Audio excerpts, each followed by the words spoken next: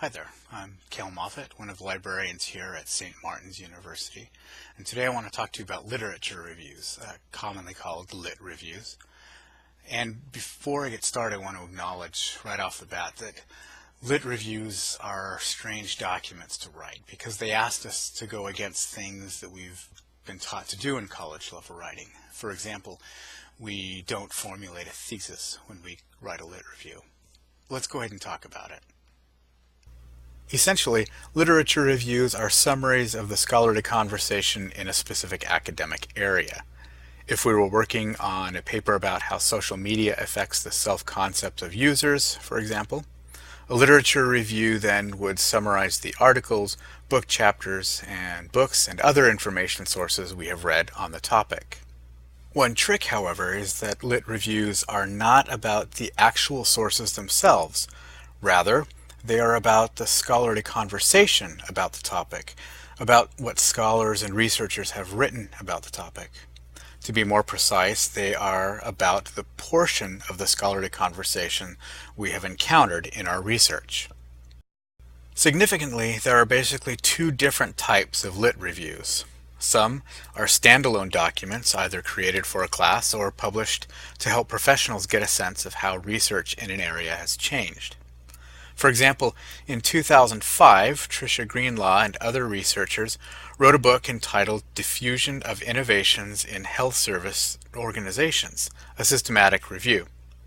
It was written to help healthcare professionals understand how innovation spreads in the healthcare field by summarizing and commenting on articles, books, reports, etc. done on the topic. Book-length lit reviews like this are rarer than article-length reviews, and they may also be called meta-analyses or reviews of research. Other lit reviews are embedded, like those found at or near the beginning of scholarly articles, books, book chapters, etc. These lit reviews tend to be more focused on helping the reader understand the context of the specific research the authors have done. For example, in 2014, a paper by Canadian scholars Sean Bauman and Loretta Ho entitled Cultural Schemas for Racial Identity in Canadian Television Advertising, the authors spend about 4 pages discussing previous research on media representations of minorities in Canada and the potential social effects of these representations. In both types of lit reviews, we try to help readers understand important aspects of the scholarly conversation. Now that can be kind of abstract, so let's think about how lit reviews are structured, and it might become a little bit easier to conceptualize. This diagram shows the major parts of these documents.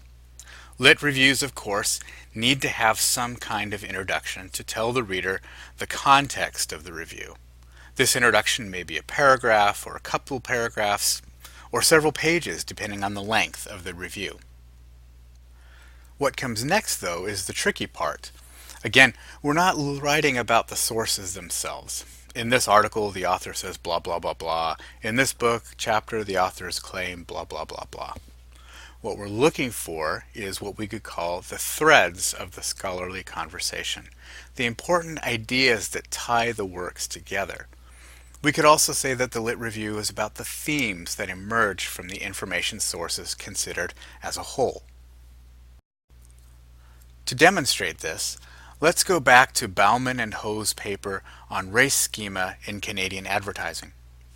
In the first pages, the authors review the concept of race and cultural schema, previous research on race schema in Canadian news media, race schema in advertising, concentrating on the representations of Asians and people of African descent, and acknowledging the fact that more of this work has been done in American advertising than Canadian, then wrap up with the contrasting schema that are used to represent whites.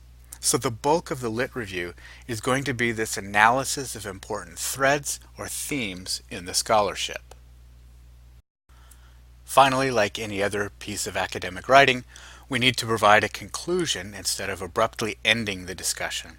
This conclusion doesn't have to be very involved, just enough to signal to the reader that we're moving on to our own work. Again, the purpose of the lit review is to provide a good sense of context for our readers.